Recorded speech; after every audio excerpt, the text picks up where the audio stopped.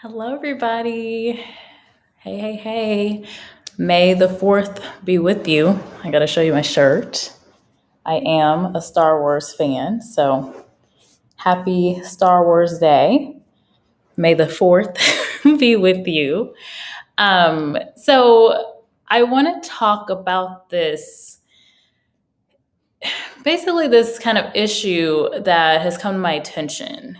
And I think a lot of times, a lot of companies, a lot of people in general don't really think about people with disabilities until maybe them themselves have become affected with a disability of some sort, or maybe they have a friend or family member. So I wanted to take the time to talk about this on my channel, and specifically the fact that, and I will say there's been a number of articles that are talking about this issue and the fact that a lot of people with disabilities were kind of counted out in the workplace. And in this era of remote work, they've been able to find more acceptance, more ability to work. And we're kind of shifting now to, talking about when we go back into the workplace and the new normal, and kind of shifting back to the old days, which were not so great for people with disabilities. And this is something that affects, multiple people. It doesn't matter what race you are, what gender you are, what country you live in. There's a big population of people that, have a disability of some sort. And this is affecting them, especially those that are able to work. And so I want to start off with just talking about how many people are there, like how many differently abled, I think that's the correct term that people prefer, differently abled people are there in the world. So let me get this number. So the United Nations has determined that there are around 15% of the world's population, so the world population, or an estimated 1 billion people that are living with some sort of disability. So that is the world's largest minority of people, or people with disabilities. However, I don't see a lot of people talking about them. And hello, Peanut Butter 524, how are you? So yeah, it's an issue. So I want to highlight a few articles that I found. I don't plan on this being a super long video or anything.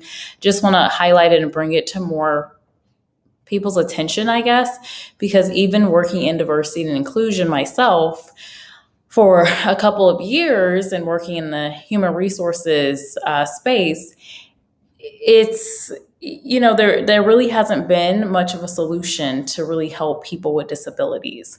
And so I want to highlight it. I just want to kind of educate myself more and others through the channel. So let me pull up this first article that really got me thinking about this.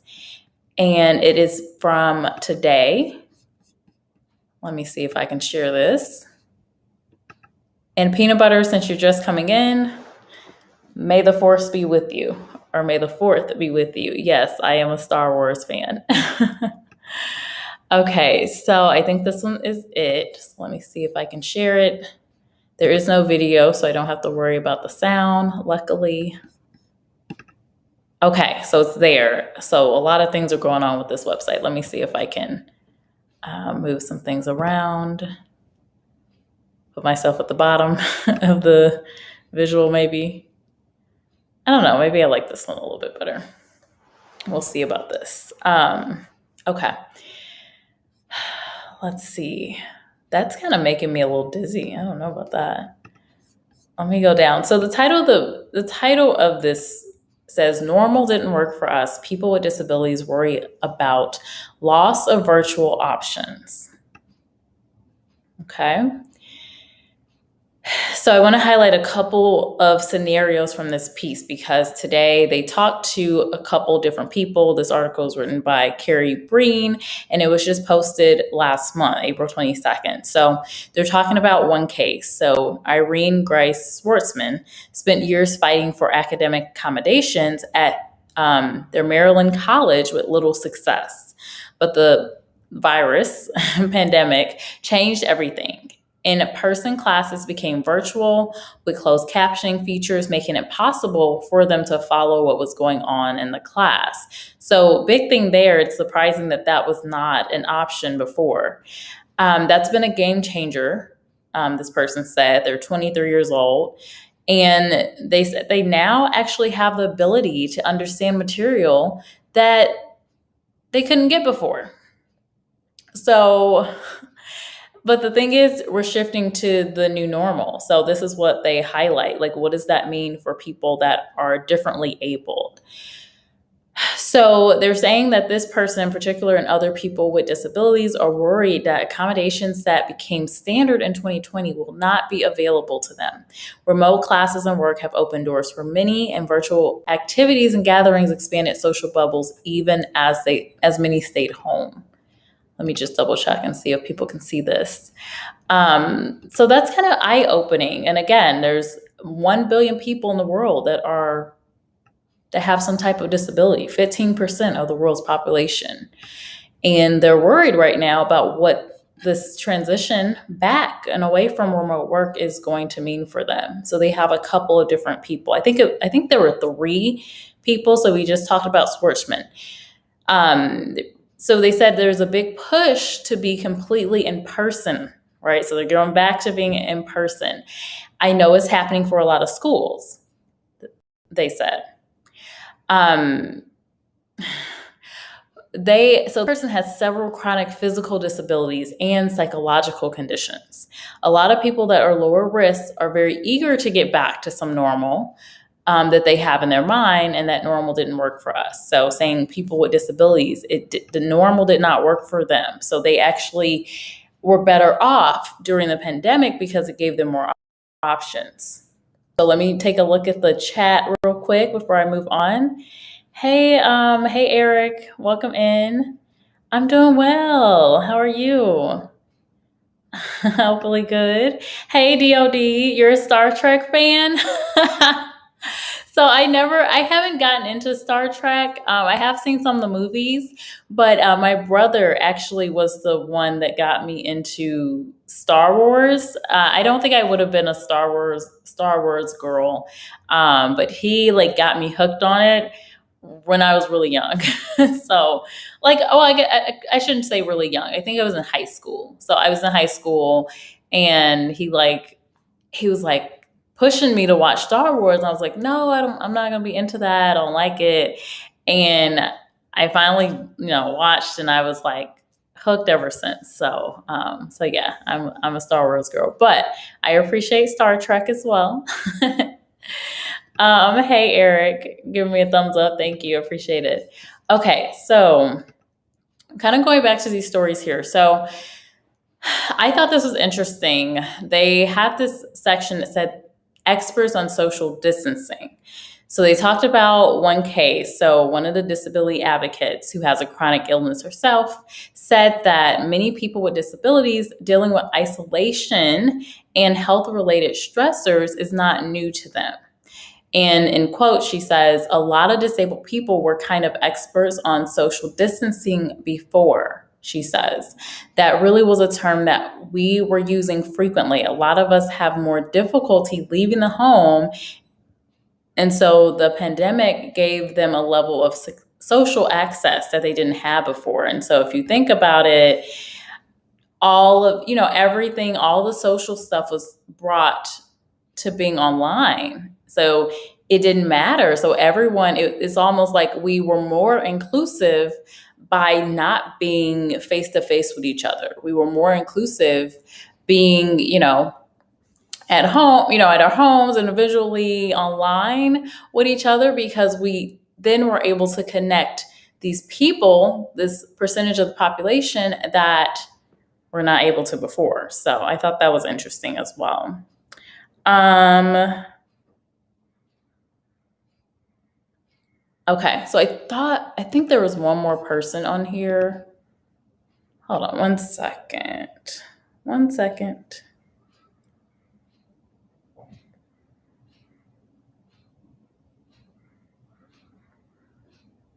Because I forgot. I forgot to do something.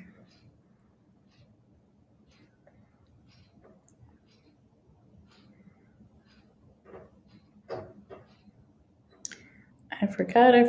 I'm sorry.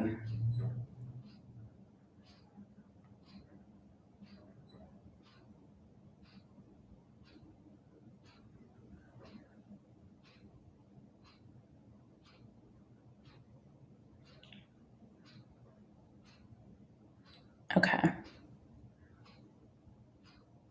Okay, because I want to get to this other scenario.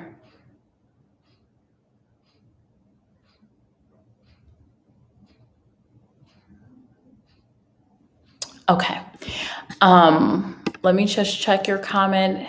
Eric said, "Be bless my disability, control me. I'm almost done with school online." Oh, that's awesome. Computerized office assistants. June 24th? Oh my gosh. Congratulations, Eric. That is awesome. Well, great work. Kudos to you. That is amazing. So I'm so proud of you for that. That's an amazing accomplishment, especially when you're dealing with, a disability. So that is amazing. And I would love to hear about your experience. Like, what type of issues have you had to overcome specifically? Have you felt similar to these two folks where they're sharing, hey, the remote environment was better for me, and that they, had challenges before? So this person goes on. This next person. So Susanna Grace, this person lives in England. So like I said before, this is something that anybody, like, doesn't matter your race, doesn't matter your ethnicity, your religion, your gender, your whatever. Anybody can, become a disabled person. Just like what this pandemic showed, anyone could be affected by it. So, this person lives in England and has several chronic illnesses. She said that she has been housebound, sometimes even bedbound, for much of the past 2 decades. Can you even imagine that? The past 2 decades to be pretty much bedbound and overall housebound. I can't even imagine. And you it must be something to be a person with that type of situation to hear people saying, "Oh, I can't take it anymore. I got to get out. I got to get out. I got to travel." Well, people in general, we can still go outside. We can still get in our car and drive to another location. We can still get on a plane. We can still do certain things. It's just not completely the same. We're wearing masks. We're taking precautions. It's not 100% normal for us, but consider a person that has been housebound because of their illness. So they're saying that she said life did not look very different than before the pandemic. She rarely saw friends or family and was stuck at home most of the time. So, can you imagine that? She says many events have suddenly found their way online, which wouldn't have before, Grace said. And this is Susanna, last name Grace. Group social activities in particular was something I totally missed out on for decades. Now they're online. I'm not sure, other than small family gatherings, when I last got to sit with a group of people and just chat face to face. So I think that is a beautiful example of what the positives of this was. I don't know if a lot of news outlets would have really been highlighting this had we not all been kind of put into a place where we're at home more. It's not like we're bound at home, but we're at home more. And so it kind of gives at least a little glimpse of what a person like Susanna is dealing with on a day to day. And she said for 2 decades, and this is a picture of Susanna, I think. Look at that smile. So She said she found new friendships online. I haven't read this. Friendships online during the pandemic and hopes that people continue to enjoy virtual meetings. Okay, I didn't look at that caption earlier. Cool. I love that. So that's kind of the positive of all of this. But what does it mean for these folks when we transition back? And again, I keep bringing this number: 1 billion people in the world, 15% of the world population. It's a person with a disability or differently abled, right? Hey, Edward. Oh, you saw my interview with Tasha? Yes, she had me on there. Yeah, it was she's a great interviewer. She's so engaging. She's so kind. Just so much energy. Tasha was amazing. So I'm so glad she asked me to be on her platform.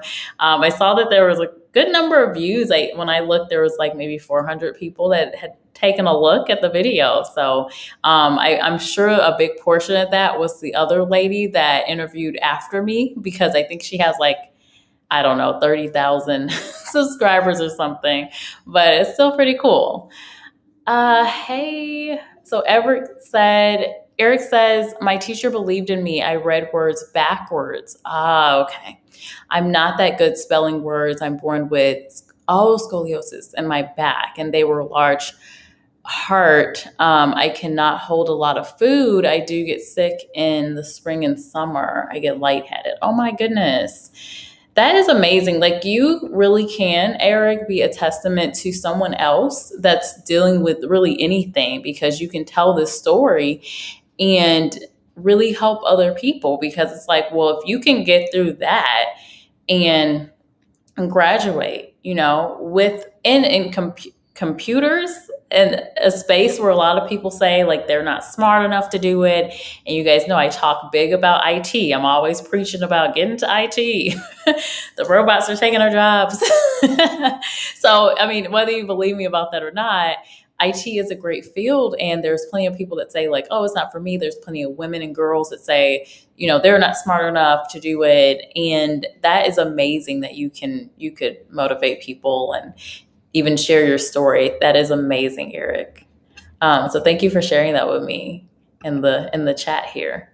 So bringing it back, 15% of the world population, 1 billion people are dealing with this. So what does it mean for people like Susanna?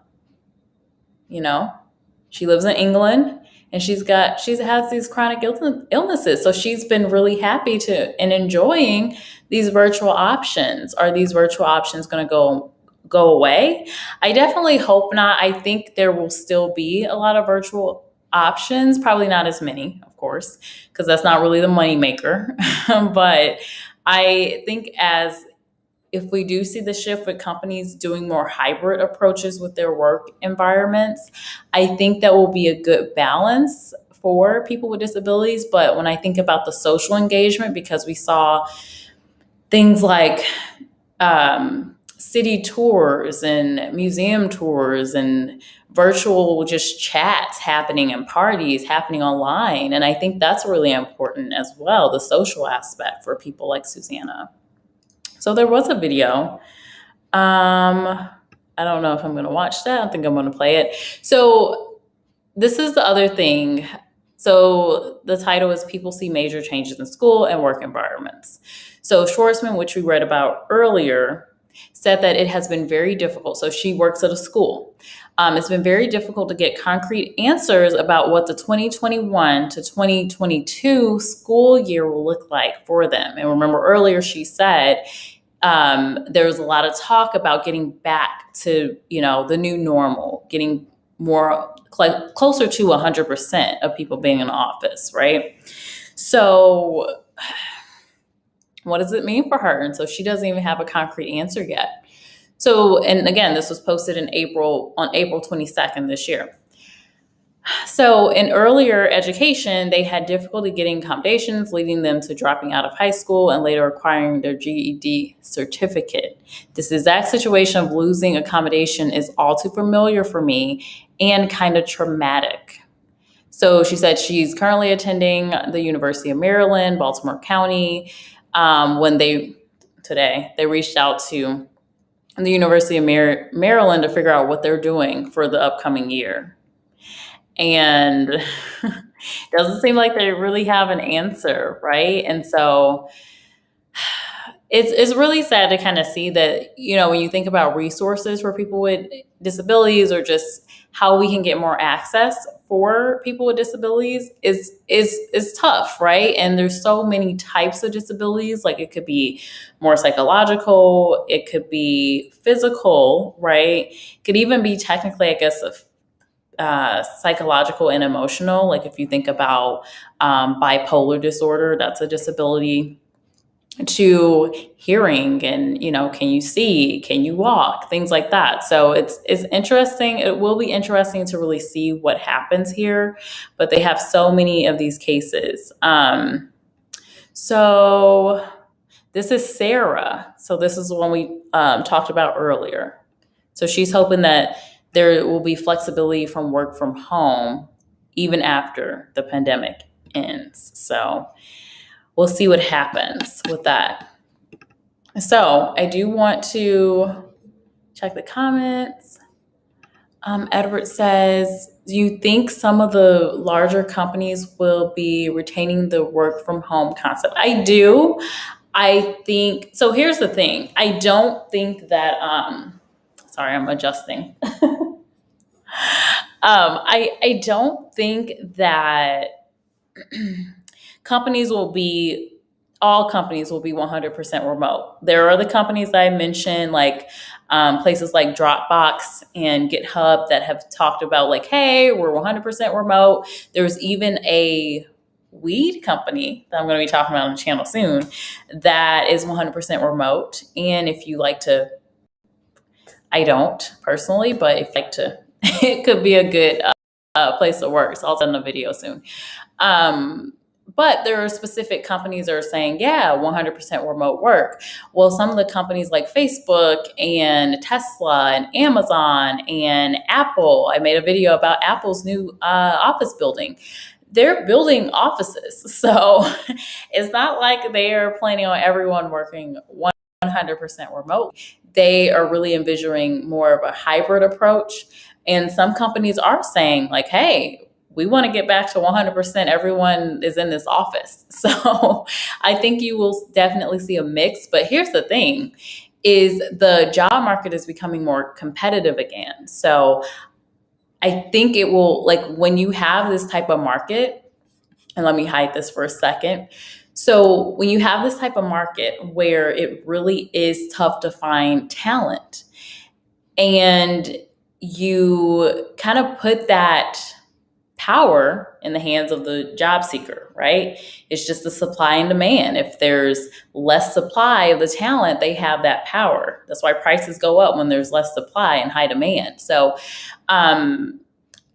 the thing is, if employees or potential employees are saying, hey, I will not do this job unless it is remote, or unless it's like a hybrid of remote work, seeing that the job can be done remotely, I think it will be tough. The other challenge for employers will be making a case against remote work when we've already done it for over a year now. So a lot of companies have been having their employees work remotely for over a year, and they've seen productivity either stay the same or actually increase. So unless there's some kind of outlier companies that are able to make this case of, like, our productivity went down, or they have these so many issues, I think it will be tough to say, no, we're not going to do remote work. So what happens is, these companies that are saying, hey, we want to go back 100% on site, or we're going to do a hybrid model, they are going to be competing with the companies that just say 100% remote, 100% remote work, especially for these niche skill sets, IT, engineering, sales, even some marketing roles are pretty specific. Obviously, doctors, that's a niche skill set. So if there is an opportunity for, say, a doctor to work a little more remotely, because they have these robotics. Now I'm thinking ahead a little bit here. That may even be a tough challenge for the healthcare space. It's interesting. Um, so I don't know. It's interesting. It's a weird space we're in right now. But I think as long as the job market stays like it is, where it's more competitive to find people, and it's not just the restaurants, because I think the news has been really highlighting like, hey, people don't want to work in restaurants. I'm like, I wouldn't want to work in a restaurant either if I can if I can just stay at home and make more, or I found another, a better way of working, because the restaurant industry is, to me, in my opinion, just a mess. I don't love it. I don't love the culture of how, not to get off topic, but how to, just the whole industry. Like, you have to tip the person to make sure that a waiter or waitress is taken care of. It kind of ebbs and flows so much, and they're not paid a good wage. And I'm not really talking about like your McDonald's. I'm talking about your waitresses in actual restaurants where they are actually putting in work and taking care of tables and everything. I'm not talking about I'm not actually talking about the McDonald's worker. I know they put in work too, but it's not the same. A Fire Squad says, what a great topic. People with disabilities. You never hear this stuff in the workforce. No, people don't really talk about people with disabilities. It's even, again, when you look at disability programs, there are things that the government does. There's certain standards that are put in place from the government, like with reasonable accommodations and things. But as far as companies really pushing forward, I think there's still a lot of work to be done there. And not to say that companies aren't, I just think that there should be more effort put and focus on how do you actually, not just hiring people with disabilities, but how do I want to say this? Not just hiring people with disabilities, but making sure they actually can work efficiently and that they have an inclusive environment. So, like the story was saying, how nothing really changed for some of these folks, because they were pretty much used to not being able to really engage with people as much because they physically couldn't. And I thought there was another story about someone in a wheelchair in here too. Okay, let me highlight this one. I don't know if I saw her or not. Let me just see. Thank you, Edward. Yes, please hit that thumbs up button. I appreciate it. Okay, so let me see about this person. So, I thought this was interesting, actually. Okay, so the world has opened up for disabled people. And then I'm going to get to the latest you just saw. So the world for disabled people truly open and connected, said Simmons. In the before times, I didn't go anywhere. I didn't do anything.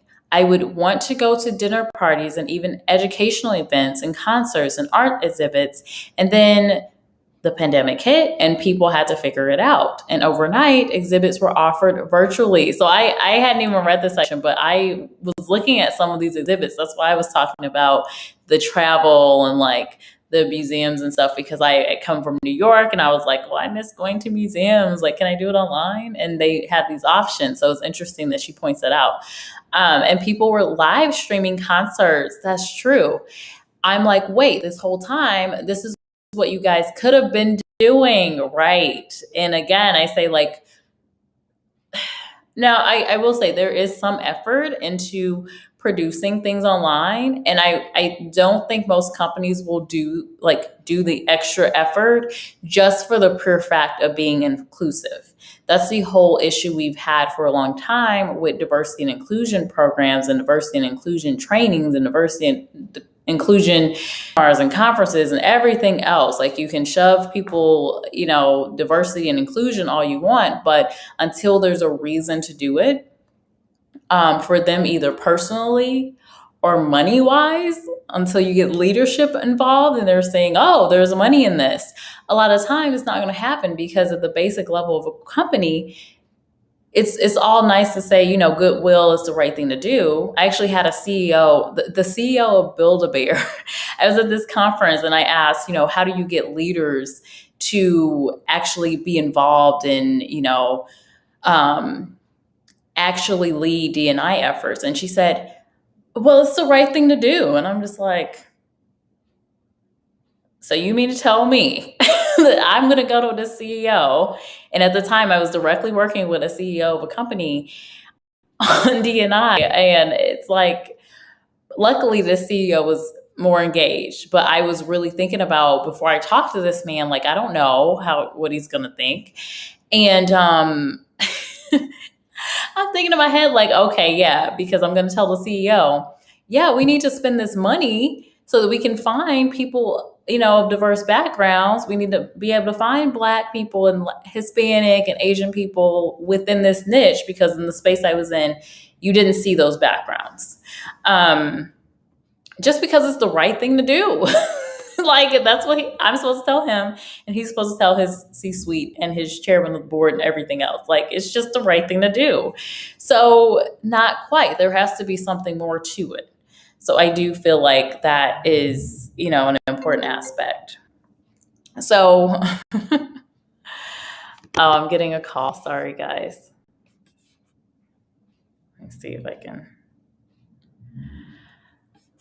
Okay, hopefully I'm back on the screen and you can see me. Let me know if you can see me. Can you guys see me? Hopefully I'm back. So let me go back to the chat. Oh, I can. Okay, you should be able to see me now. Okay, so why couldn't we do it before? Well, there wasn't a reason to. This is the other thing that comes up a lot of the time with D&I programs. You're not going to see a lot of people typically standing up for other people because they don't have to think about it. Like, for example, men aren't typically just going out of their way to talk about women's issues all the time, right?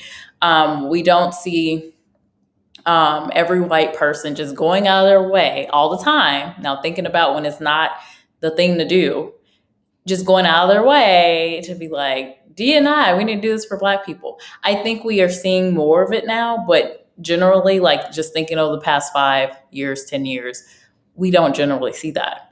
And a part of the reason is because you don't have to think about it. Like, for myself, I don't have to think about people with disabilities because that's not my situation. I don't have to think about Hispanics because that's not my scenario. I don't necessarily have to think about what are men doing, like what's best for men, because that's not my that's not my demographic. So a lot of times that's a part of it too, of really connecting the personal, getting people personally invested in something, or monetarily invested by showing that there's benefits to being more inclusive. And so that's why there's so many studies like McKinsey and Company that talk about you actually can be more innovative and creative and gain more profits by being more inclusive. There's so many studies on it, and yet we're still having some challenges. So that's kind of what I wanted to highlight there. So let me continue on here. Hopefully you guys can see. I don't know. Let me just make it a little bit bigger, just in case you can't. Okay. Oh, this is the person in the wheelchair. I knew there was somebody in here in a wheelchair. Okay. Let me read this part. So this person had said, wait, this whole time, this is what you guys could have been doing, the virtual events, right? So Anna Packman, who uses a wheelchair and lives in New York City, said that, oh, that's a tough place to live with a disability.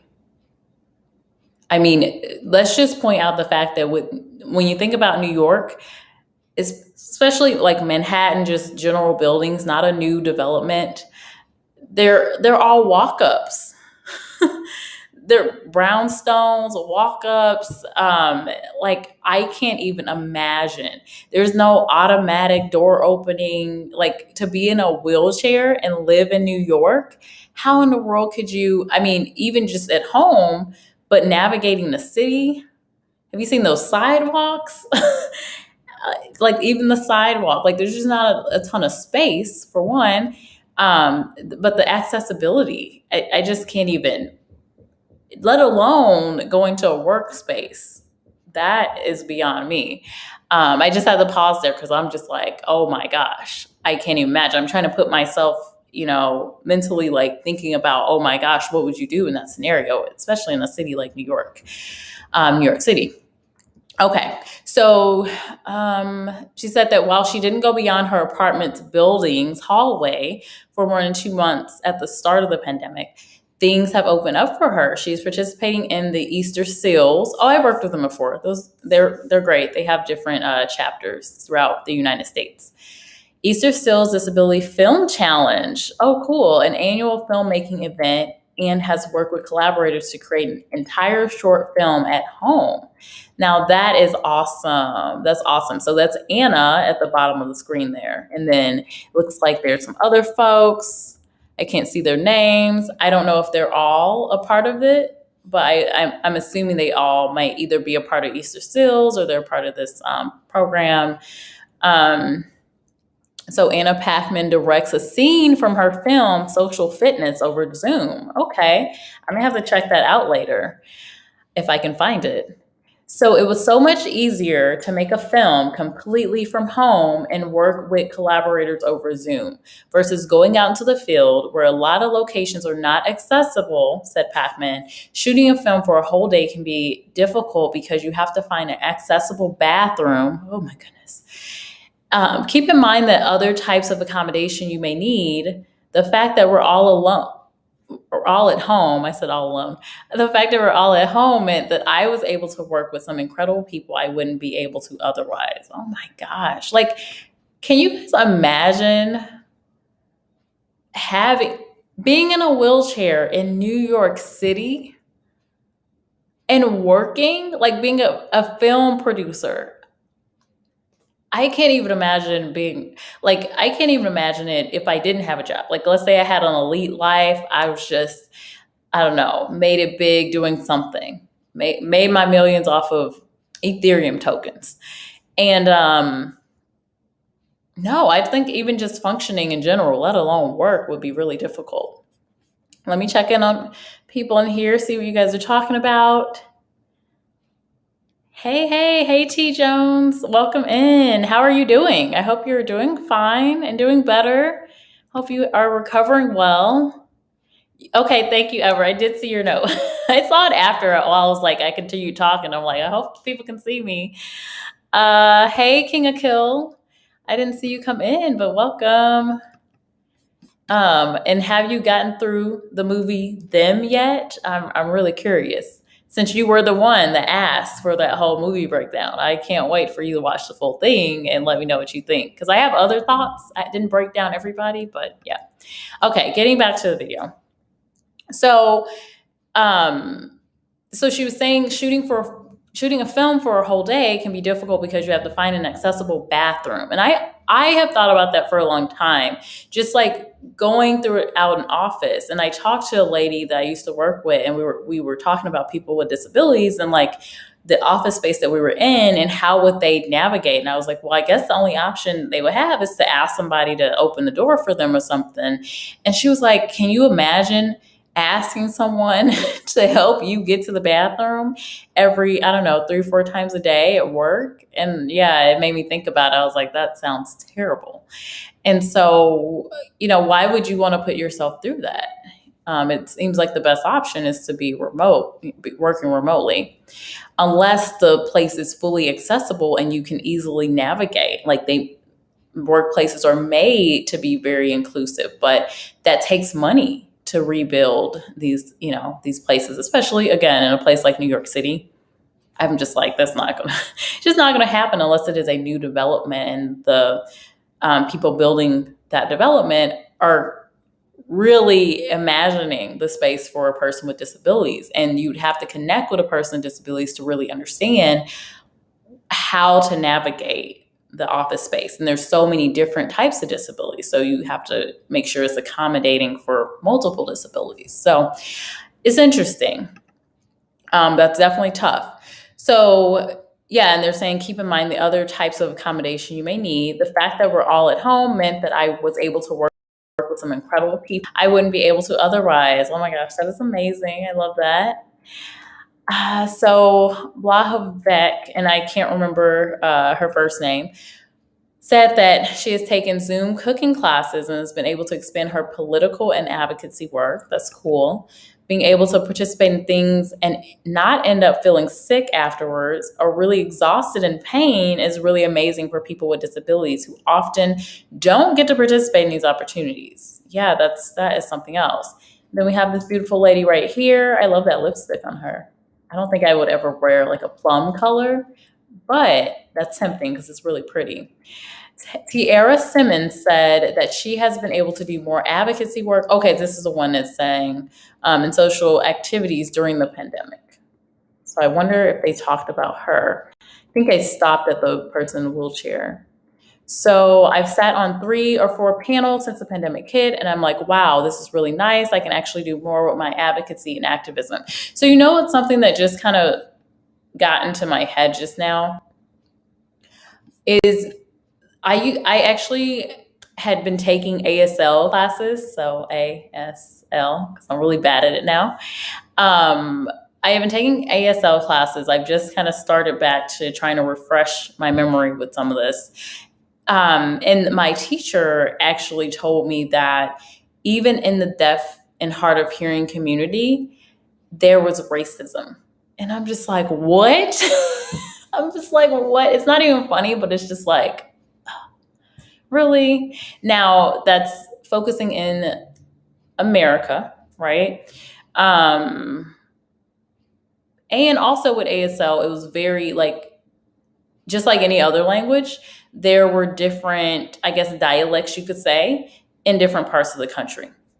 So that was interesting. But that's something else, like people that are hard of hearing, how do they really navigate in the office space? Because unlike Spanish, many Americans can get away with speaking a little bit of Spanish or something. You have these different language translators and stuff. But ASL, most people I've come across, once I started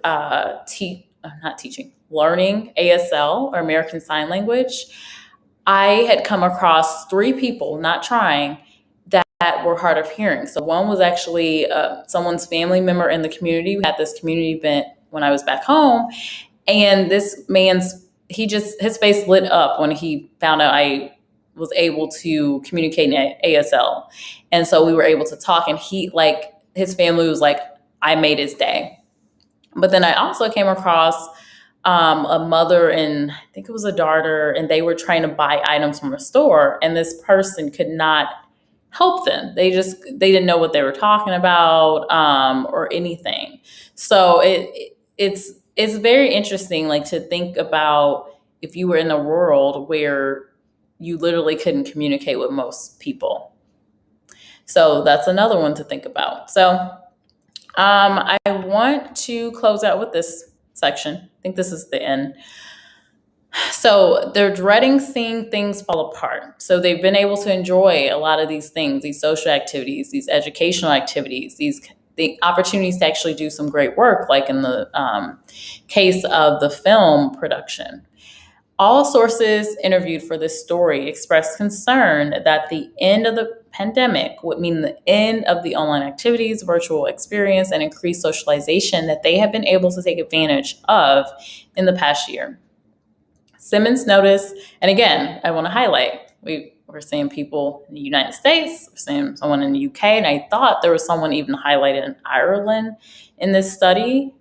I might have seen that in another article, but so it's a worldwide thing. So 1 billion people with disabilities in the world. So Simmons noticed that while looking for jobs, bringing it back home, many were remote, but only for a few months. I don't have faith that all of these places of employment that offered virtual access or work from home are going to actually remain that way. So here, I would love to talk to this woman. First, I would say definitely work really closely with Easter Seals and different organizations that focus with people with disabilities that have actual real partnerships with companies. But then the other thing would be to look for companies that are literally publicly saying, and they even say on their career site, 100% remote work.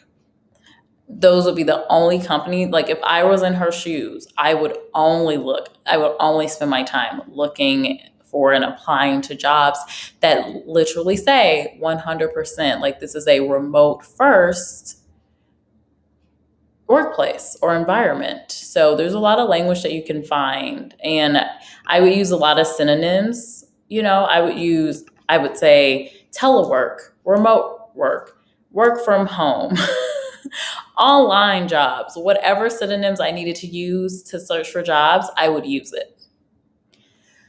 Let me see here.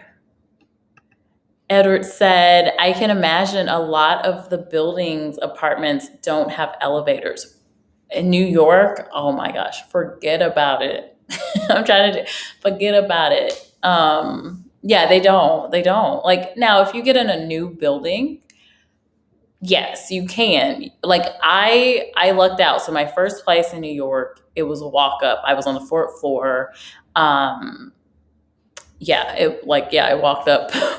Now that I'm thinking about it now, I'm like, how did I do that? 4 flights of stairs, but it was like nothing to me. So, and I didn't carry things up and it was very tight space. So it was tight space, staircase, and a walk up, a very long walk up. And so thinking about that is tough. But then also accessing buildings, you're punching in a code oftentimes. So how are you punching a code, trying to open the door if you're in a wheelchair? Or even if you had like a broken arm or something, I think it would be really challenging. So my first place, it didn't have it. The second place did. It was really nice. It had an elevator and what is it? I guess concierge. I don't know how to doorman as well at night. And then the next place I went to, which I thought I was going to stay longer before everything went down. um, it was cool. It was updated and new, but it didn't have an elevator. It had some other great amenities, but I didn't really care. I didn't need to have an elevator. And I think I was second floor, so nothing to me. This is coming from someone that was walking up 4 flights of stairs every day, multiple times a day, often, because I would go out and do plenty of stuff in New York and explore and sightsee and everything. So anyway, it's really tough. It's really tough. I can't even imagine because it's not common. And so even if you need a place with an elevator, you're paying more money. So yeah, it's hard on you multiple ways, physically, and then it's also draining you financially because you need that resource unless you're getting some kind of accommodation or help from the government, which oftentimes, like most people with a disability, they're getting some support, but I don't know how much it is. I'm sure it's case by case and depends on the specific disability and all of that. Blessing you. I'm doing great. T, thank you. I'm so glad you're doing well. I'm very glad to hear that because I know you've been going through some things lately. So I'm glad you're doing well and healthy. It sounds like. Let me see. That's commendable that you would learn ASL to assist in your interviews. So I actually, you know what? I did not learn ASL to assist with interviews. I actually started learning ASL just because I had the interest. And I started talking with this lady. At that time, I was going to church. And I was talking with this woman, and she was just so passionate about the deaf and hard of hearing community. And I had seen certain people in the church. I had been thinking about it for a long time. I did want to be able to talk with the people in that community, and I wanted to help because I noticed that it was really just her as a part of this ministry. And so I started talking to her, and she's the one that convinced me, like, hey, you should learn. And so I was like, you know what? I've been interested in a long time. I'm going to do it. So it's a lot of time. It is a lot of time. I'm rusty. Like I stopped in 2019. And so I don't even know if I know how to say my name anymore. Let me see. Wait, hold on. Essica. Okay, I can say my first name. How you, I think. Wait, no. How you. Um, trying to think of something else I can say. Very like it's kind of like ebonics, which is kind of weird because you don't actually say full phrases. You say like how you um my name, and then you just, I can do my name, my it's, I'm rusty, guys. Is Now I should be able to do it faster, but I'm super rusty. So there you go. And then you have like the baby things, like a lot of babies, that's how they learn. They actually learn ASL so that they can communicate with the parent on if they're hungry or if they want something and all that. So yeah, anyway, totally deviating away a little bit from the conversation at hand. But no, I didn't, I wasn't, it wasn't a work motivated thing. It was not work motivated at all. It was more of, I wanted to, I guess, be a part of that community and learn and see how I could kind of help out because I only saw her communicating and translating with the group, and I want to say there were 3 or 4 of them, and one was actually an engineer. This guy, his name was George, and he was just the sweetest. I remember he gave me a nice gift on my birthday. And I was like, oh my gosh. And my teacher was like, yeah, George, he's got money. He used to be an engineer and da da da. And I was like, oh, I was like, that's cool. Until he lost his hearing fully. And so yeah, he was pretty cool. And like a lot of people in that community are obviously very humble. And it's not like if you're struggling with communicating with them, a lot of the people, they're just so appreciative that you're making that effort to communicate with them. Because again, you imagine being in a world where, let me take this away since I'm talking. So imagine being in this world where you are, let's say you went to, I don't know, Portugal and no one spoke English. How do you communicate with people? You're kind of ostracized from society in a way because you can't communicate with a large chunk of the population, right? So that's how I always thought about it. Like if I had gone to Spain and not known a lick of Spanish, that would have been tough. That would have been very tough. And so yeah. Hey, Mr. 100 Rounds, welcome in here. How are you? What is going on? Oh, T. Jones, thank you. Yes, please do hit the like button as you come in, guys. Thank you so much. Hey, Miss Full Roller, welcome. Nice to see you. Make sure I turn on. Oh, okay. Oh, I didn't do that. Okay. Let me see if I can. Let me see. Yeah, I probably can't now. Oh, it's on. Yeah, it's on, but maybe I just can't. Maybe I need to do something else. I don't know. Yeah, I don't know. Interesting. Um, yeah, because I'm looking, unless there's something else I need to do.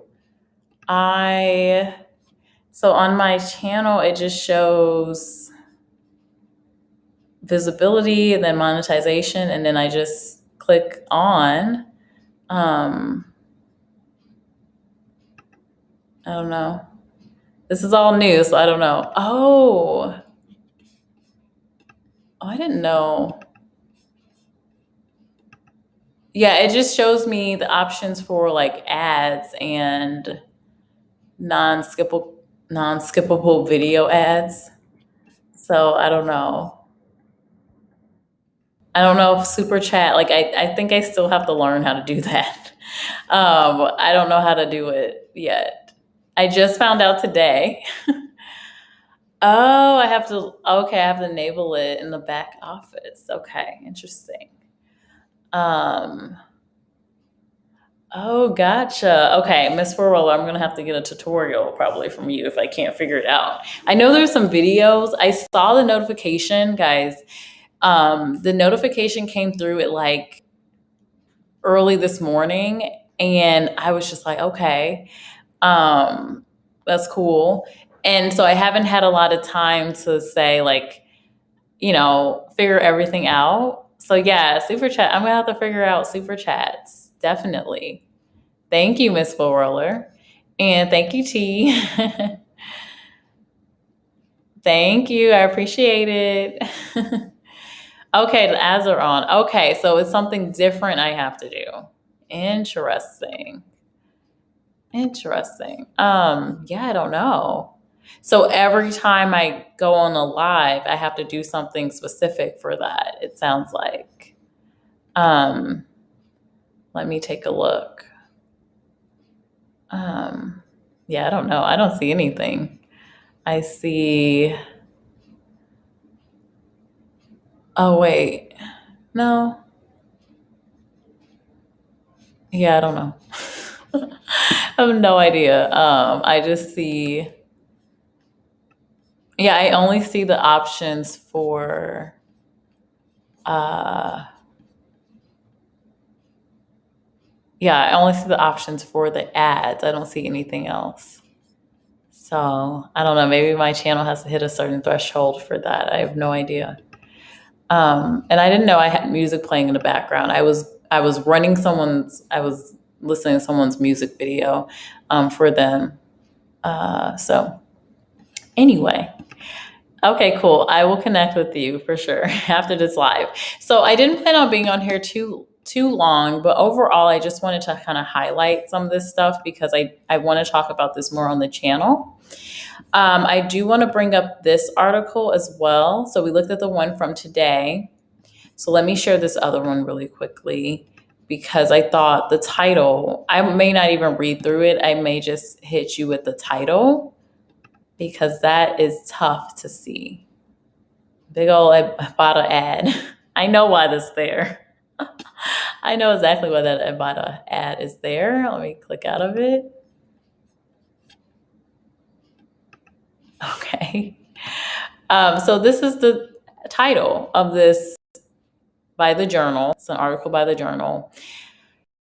It was posted this past day. We're sometimes considered an afterthought. How people with disabilities see the post-pandemic workplace. The only thing that gets me down is not my impairments. It's what's outside my front door. So this is Catherine Gallagher from Achille Mayo. She's a PhD student at Dublin. Okay, this is where I was reading about someone in Ireland. I knew it was somebody in Ireland. I knew it. I was like, I know I read about somebody in Ireland. Okay, so Zoonin Dublin City University. Having won a scholarship to further her studies. She intends to work through her PhD over the next few years before progressing to other work. Gallagher is entering a world of work through her studies in the field of journalism and communications that has been much changed since the onset of the pandemic. With a sudden, almost got me, with a sudden move to remote working for many employers and employees, as well as the government, expect such remote working to remain a permanent feature in the future. So we went from people really being concerned about remote things staying an option, even work, social activities, but at least with work in Ireland, they're saying it may be a permanent future. Gallagher, who lives with a condition that limits her movement, said that on the face of it, remote working does appear a good option for people with disabilities. Oh, they do go into some challenges with that, like them not being visible. Let me see here. So it offers them flexibility that they may not have had before. She said remote work does jump out a lot of people as being suitable for disabled people. And remote working and remote studying is something that disabled people were crying out for a long time. And we saw that in the other article by today. It's like these things could have been happening before now, but we talked about if there's no reason why for companies to do it, they're not going to spend that time, extra time and effort and money oftentimes to do it across the board. There may be a few things that they, do remotely, but it's really hard to convince people take all these actions when there's not going to be a profit in the end, because these corporations are still a business. Um, so as a result of the pandemic, overnight, everyone had the option, which is what the other article was talking about. The people in that article that were highlighted in that article were saying some of the same things. So, flexible working. This is so another wheelchair user in Ireland. I would have been one of the few who didn't work from home prior to the pandemic. Work changed dramatically on the 13th of March. It was a bit of a culture shock for me. I could have worked from home for years, but I liked that social aspect of seeing colleagues. And I will say there is a downside of being a remote worker, because sometimes you're forgot about, you're not as visible, you may not be seen as quickly for promotions unless you're really working hard to be seen. Or in a case like now, everyone's working remotely. So that can be a challenge. So you said work changed dramatically. When the option is there to go back to the office, maybe for me, I'd go in the mornings and then go home early in the afternoon. Everything I'm working on will be available in the office and at home. Hmm. So the technology is there to allow it. And my company has been very good at giving me the equipment to work from home. That's an important thing. I think as long as the person can do the job, you can offer the equipment, um, and there's no security risk involved with them being, because that's another challenge at work from home. It's like, who's going to be looking at your computer? Who's going to be, in your space, hearing certain conversations? What type of data might you have in store? That's why sometimes IT positions and finance positions and HR positions are made to be on site, because of the confidentiality of the type of work that they're in. Even, of course, legal. Even like you think of hospitals, they're dealing with very sensitive information. So Laura works in social media marketing for a local business in Cavan. Since last March, she's worked a majority of her time at home. I've worked in a remote job, so it's not much of a jump as before. For me, I've been able to gain that bit of extra time flexibility around the hours I work. So that's similar to women. Like with women being able to work remotely, it's helped in the case of the kind of work and family balance, like having the kids at home and things like that. People that were with child, it's been slightly easier in the case of women too, because I know I haven't talked much about women. We've talked about women before, but this is my first time highlighting people with disabilities, so I wanted to share this information. Let me check on the comments in here. Thank you, Edward. Yes, please do hit the thumbs up, hit the like button. Let me see. Hey, Zaya Rose. Welcome in. Nice to see you, hon. How are you doing? How is school going? What is going on? Aw, that is so sweet. Um, Let me see here. I had a wonderful day. Good. Wonderful day today at school. Oh, that's awesome. I'm so glad to hear it. Zaya is such a sweetheart. She's just a beautiful, beautiful soul, beautiful girl. So I love that. Okay, cool. So let me just check out this last article. Now, this one I did not read, and I want to take a look because it's an advice article. So let me see. It's basically giving advice about when you should tell a potential employer about a disability. So let's see. Okay.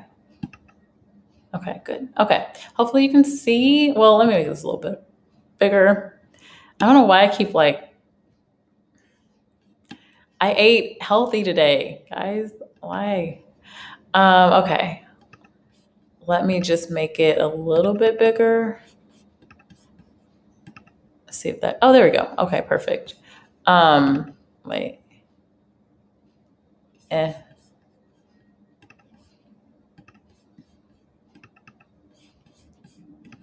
Let me see if that works. Testing out the views here. Okay, you can see some of it, I guess. Let me go back to 100%. So you can still see my face, kind of. And for those that didn't come in or didn't see me at the beginning, just want to highlight that today is May 4th. May the force be with you. Okay, so this last one. So we talked about the 1 billion people in the world being affected by disability. So being a person with a disability, 15% of the world population, that's what the United Nations tells us. It's something that transcends location, race, gender, religion, politics, all of that. So a lot of people are in this boat. So they talked about, remote work being a better option in a lot of cases because it's made things more inclusive for people with disabilities. It's made social events, work projects, all of these things that they had a bigger challenge with doing before and even couldn't do before in the case of the woman that literally was bedridden, or at least homebound for 2 decades. It's like, what do you do? So remote work life has really empowered a lot of people with disabilities. So what if it goes away? How do you deal in the case of the one lady that said she's really afraid of, as she's looking for jobs, these companies going back into the office? Like a lot of companies are saying like, yeah, we're remote right now, but let's plan for the fall being remote again, right? Or not remote again, back in the office again. So yeah, what do you tell this type of person? So my advice to that person that's in this scenario of I'm looking for 100% remote work, well, you should be applying to companies and focusing more of your energy on companies that are publicly saying that they are a remote first or 100% remote or telework or work from home, however you want to put it, environment. And there are companies like that. I've shared a couple on my channel. Actually, I've shared plenty on the channel now that I think about it, and I got a couple more to share soon. So look at those companies. So just to highlight, so we're saying when to tell a potential employer about a disability in a remote work environment. So the question is, and this was posted yesterday, updated today. Washington Post. I took early retirement last year. Shortly thereafter, I decided I wasn't quite ready to stop working. With the pandemic in full swing, I went back to school to become a paralegal. This worked out perfectly as I am disabled. So this person is disabled and they use a walker or a cane, and the virtual classes were easy to attend. They are starting to apply for paralegal positions. Due to the continuing pandemic, the work is listed as remote, and the interviews are virtual as well. At what point in the process do I let a prospective employee know that they are disabled? Notice I am not reading word for word again because the power of words, and I was just like, I need to turn that around. I don't want to say these words. So obviously, it's natural to just read verbatim, but I don't want to do that. I don't want this to hinder any opportunities. I also don't want to surprise them with this information and make it appear as though there was something hidden. What's the best way to disclose a disability in this virtual job hunting environment? So they answered, oh my goodness. Okay. Let's read this. If a prospective employer thinks your skills are a fit for the job and your disability doesn't interfere with your work performance, which it shouldn't do, I agree. If the remote job is anything like your virtual classes, then it shouldn't matter when you disclose. Yeah, unless you need a reasonable accommodation, like you're going to need a reasonable accommodation to do the job, I don't really see a reason to disclose it. And even on the application, even though the question is asked for you to self-identify as, if you have a disability, that information, we don't, like the recruiter, the person looking at the application, all the information is on the back end. of what a recruiter does not see when they're looking at your application. So the race, ethnicity, gender, LGBTQ, because I know some companies are asking about that information, and disability information is not, it's not public information to that recruiter. Now, someone in the company sees it eventually when they're running data, um, but the recruiter doesn't. So it's, and you can opt out. You can choose not to say. Oh, and also veterans, protected veteran class.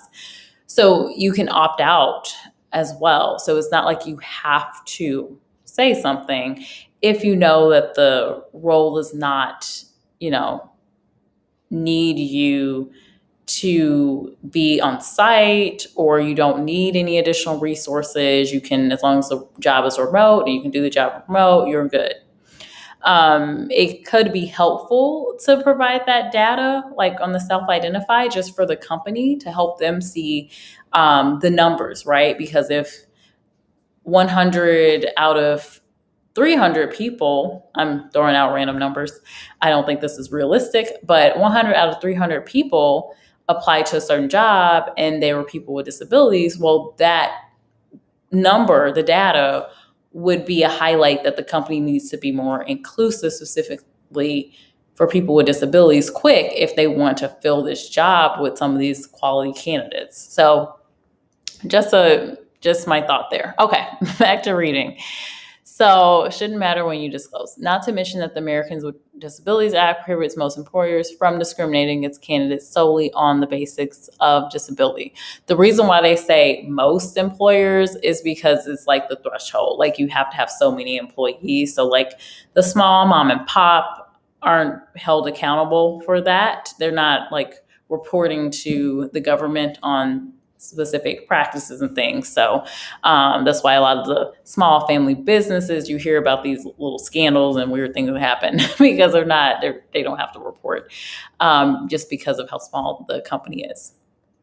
Anyway, but I respect your concern about springing an unexpected challenge on a potential employer.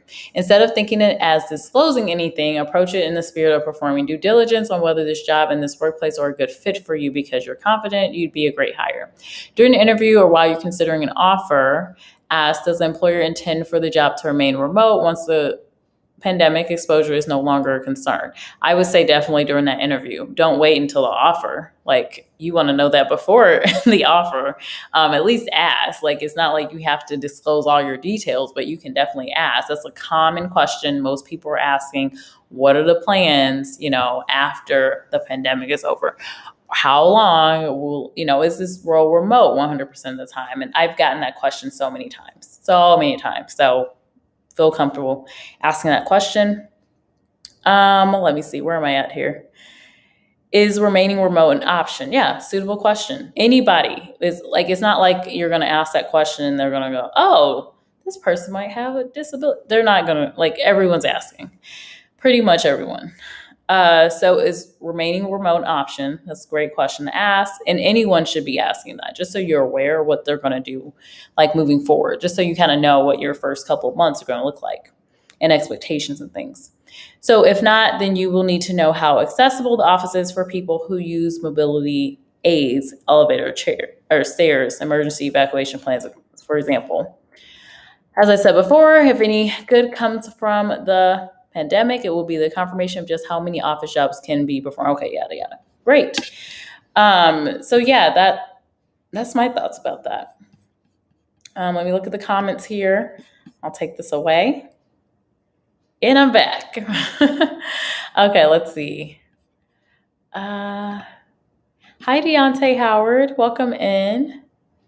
For me personally, I have cerebral palsy and remote working is harder for me than in my office. Oh, that's interesting. Wow.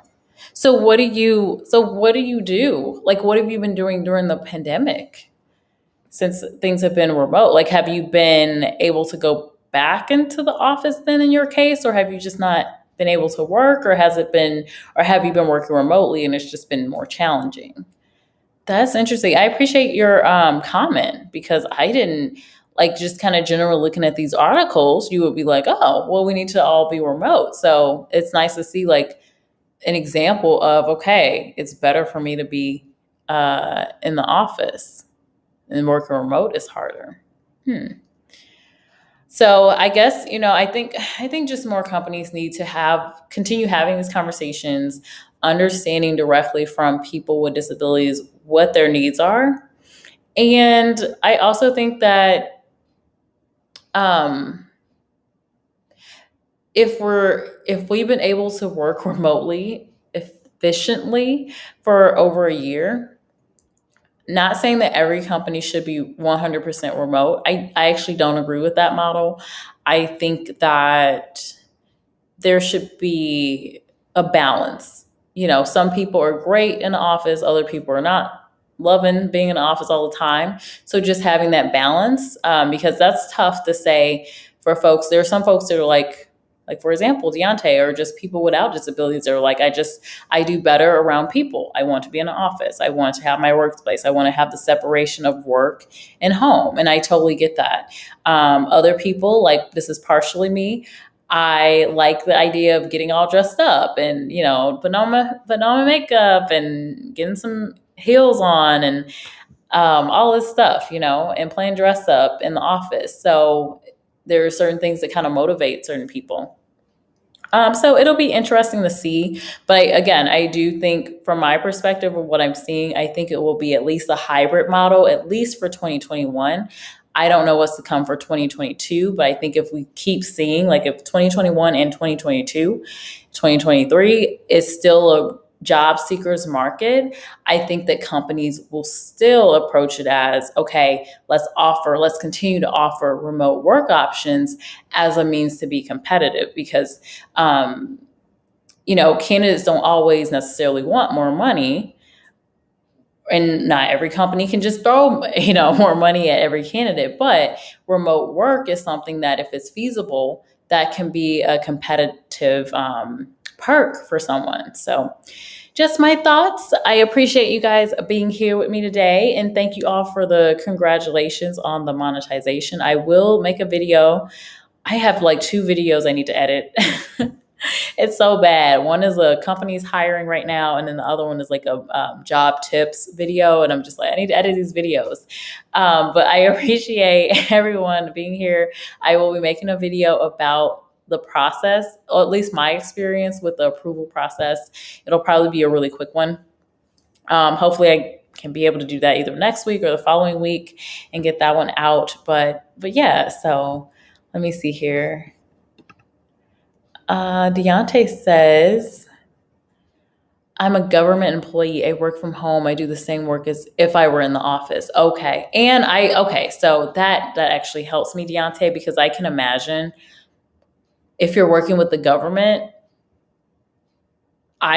because the government is the one that they're implementing the regulations and things to keep companies to have more inclusive and diverse practices when they're hiring, and when they're managing their people and things like that. So I think it would be tough to hear that the government doesn't offer people with disabilities the right options. I don't know if everything's perfect, but I would imagine they have better options and suitable things and accommodations in comparison to companies. I would imagine, and I would hope so, because they're telling everybody else what to do. So it's like the parents are telling the kids not to eat ice cream all day, and they're eating ice cream all day. So it's like you can't get anywhere with that. So that is the video, guys. Well, ladies and gents, I should say. Miss Full Roller's in here, and Zaya Rose, I think. So I appreciate you guys being here. Thank you for the congratulations on monetization. Miss Full Roller, I will connect with you on Instagram probably, just to find out about the super chats. I may come back on here a little later just to see if the super chat is up and running. I might. So if I pop back on here, don't be surprised and be like, what? Jessica's on here again? We're tired of you. Don't think anything of it. I am probably just trying to test out the super chat and see if whatever Miss Full Roller tells me actually works. So appreciate it. And if you guys aren't connected with each other, please do connect with everybody in the chat. And I will see you guys either later tonight or or tomorrow. Wait, no, I'm not planning on being on here tomorrow. Thursday, I'm going to be talking about artificial intelligence, AI rappers, AI Instagram influencers, AI singers, folks that have millions of subscribers and followers, and they're not actual people. And the trend that I see happening. Big thank you to Lovely T, because she had posted a video weeks ago, and I was just like, and so that's kind of got me on this road where I'm looking at the influencers heavily because they're not real. And I'm like, but they're going to be taking money away, in my mind, this is what I think, taking money away from and making competition for the real people. So we're going to talk about that on Thursday if you are interested in that topic.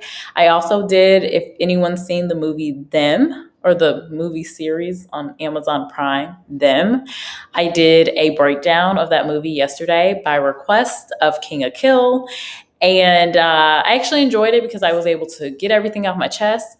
I had to light some sage after that and put that around the house because I was like, let me just get all that out. And I felt it's interesting because I know Miss Worrell, you had a video about sage, and I think it was either sage water, sage tea, but I was like, I've never heard about this. But just the power of sage. So there's like a science behind sage and why it's so effective and why people have been using it for years. So again, random thoughts. Sorry, guys. You guys know my channel. I can start on one topic and then just kind of chit chat with you guys about something totally different. But yeah, I had to because I was like, oh my goodness, this movie. Whew. I was like, oh, it's over. It is over. But it's not over because that was just season 1. So I had to remind myself of that yesterday. I was just like, yeah, season 1. So all the questions that everyone has is probably going to be popping up either later this year or, I don't know, Amazon Prime. People are always working, so who knows? It they might have another season 2 like next week or something. Who knows? Let me see here. Oh, good. I'm so glad it was informative. Thank you, Edward. Thank you, Miss Full Roller. I appreciate that. Because sometimes I do wonder, I'm like, is this helping anybody? Or do I just want to talk about it? Either way, that's okay. Thank you. Yes, please do hit the like button before you leave. Thank you. And Deontay will be the last comment, I think, of the night, including Edward's emoji. We were able to have accommodations from the implementations of those accommodations are harder to implement at times due to working out. Oh, okay. That's an interesting point. Thank you so much for bringing that up, Deontay. So they have the accommodations, but implementing those accommodations are harder to implement at home. Is it because do you need certain tools or things that would maybe be difficult to bring to your home and put together in your home? I could, as I'm thinking about that, yeah, if you need certain if I needed a standing desk and I needed, I don't know, X, Y, and Z tools, it would be hard to get the items, especially depending on where I am. If I'm in New York, how am I going to get it? I don't want to walk down 4 flights of stairs and get this thing or ask somebody to help me. And everyone's socially distant, so they don't want to help me because they don't want to touch my stuff and they don't want to be near me and they don't want to be by my apartment. You guys know that's how a lot of people have been this whole time. And just oh, you're getting too close. Too closer. Because I know I was pretty much like that. I'm like, so anyway, all that to say, that is a lot to think about. So if there's interest, I'll keep talking about this. I'll probably not in the next month or so, but I'll bring up the topic again and have another discussion about it because I do think it's very important. I think a lot of people with disabilities are left out, and it's sad. It's really tough because I think it will benefit a lot of companies by being more inclusive. They may see higher profits. and they will be able to do good for just people. Like I do think we should have that thought process of like doing good for other people, not just because like it affects me in a great way, but it is the right thing to do. But being a realistic person, I'm a realist. I know that, people do things because either it impacts them emotionally or, personally, or there's money in it. There's a reason why crypto is going bonkers and stocks are up and down and everything else is happening because of the money flow. So anyway, thank you for the thank you for the emoji, Edward. And yes, blessings to everyone. Thank you. And thank you, everybody. I hope everyone has a good night. Again, if you see me on here, don't think I'm weird. I am just testing out some things. So I will see you next time. Bye.